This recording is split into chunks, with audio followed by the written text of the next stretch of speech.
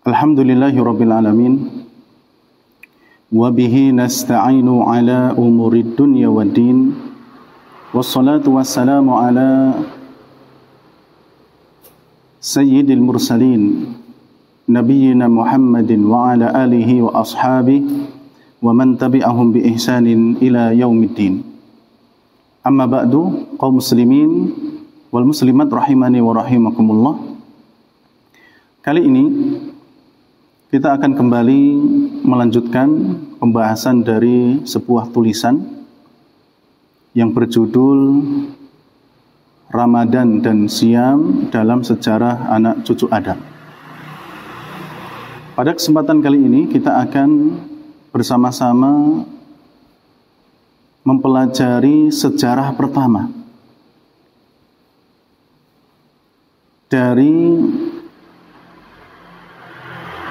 sebuah tulisan yang menyajikan pembahasan Ramadan dan Siam dari sisi sejarahnya. Sejarah pertama, kaum muslimin wal muslimat rahimani wa rahimakumullah, berjudul Penamaan Ramadan. Jadi kita akan mempelajari sisi sejarah dari Ramadan atau dari penamaan Ramadan itu sendiri. Ya, tentu ini adalah nama yang sudah tidak asing lagi bagi kita, karena memang nama inilah yang disebutkan di dalam Al-Quran, demikian pula disebutkan di dalam hadis-hadis Nabi SAW. Dan kaum muslimin sejak dahulu sudah mengenal nama ini.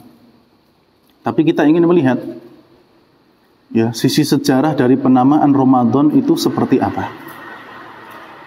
Al-Imam An-Nawawi rahimahullahu ta'ala di dalam kitab Tahdhib Al-Asma wal Lughat menyebutkan beberapa pendapat dari kalangan ulama ahli bahasa terkait dengan penamaan Ramadan.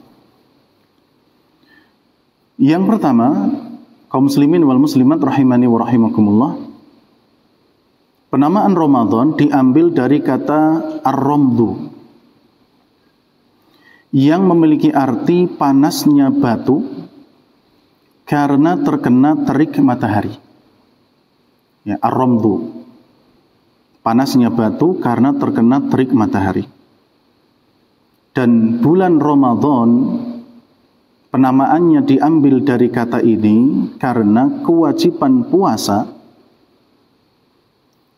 di bulan ini bertepatan dengan musim panas yang sangat terik. Dan pendapat ini disampaikan oleh Al-Asma'i, ulama ahli bahasa dan syair Arab yang wafat pada tahun 216 Hijriah. Jadi kaum muslimin wal muslimat rahimani wa rahimakumullah, penamaan Ramadan yang pertama dari kata ar-ramdu. Penamaan Ramadan yang kedua berasal dari kata ar-ramid yang memiliki arti awan atau hujan yang turun di akhir musim panas memasuki musim gugur. Dan hujan ini disebut dengan ar-ramid karena melunturkan pengaruh panasnya matahari. Ya, melunturkan pengaruh panasnya matahari. Sehingga bulan ini disebut dengan Ramadan karena membersihkan badan dari berbagai dosa. Ya, membersihkan badan dari berbagai dosa, tentunya dengan amal-amal soleh yang dilakukan di dalamnya. Ini merupakan pendapat dari Al-Khalil bin Ahmad Al-Farahidi, juga ulama ahli bahasa, peletak ilmu arud yang wafat pada tahun 170 Hijriah. Kaum muslimin wal muslimat rahimani wa rahimakumullah. Kemudian penamaan Ramadan yang ketiga diambil dari pernyataan orang Arab yang mereka mengatakan romadtu an-nasla. Ini perkataan orang Arab yang memiliki arti aku mengasah tombak dengan batu sehingga menjadi tajam. Ya, jadi tombak adalah salah satu senjata yang sudah dikenal oleh masa jahiliyah. Ya, orang-orang Arab terdahulu mereka sudah mengenal senjata yang bernamakan tombak.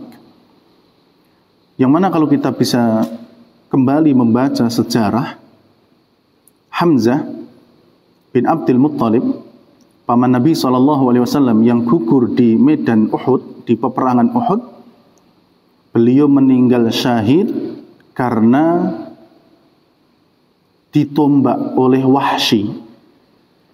Ya. Beliau meninggal karena terkena tombak. Ya, tombak dari seorang budak namanya Wahsy. Jadi ini merupakan salah satu senjata yang dikenal di masa itu. Dan tombak itu ujungnya tajam. Sehingga untuk mempertajam ujung daripada tombak itu, maka diasah dengan batu. Dan bulan ini, kaum muslimin wal muslimat rahimani wa rahimakumullah, dinamakan Ramadan karena masyarakat Arab di masa silam mengasah senjata mereka di bulan ini. Sebagai apa? Sebagai persiapan perang di bulan Syawal. Ya, sebagai persiapan perang di bulan Syawal. Sebelum masuk bulan haram.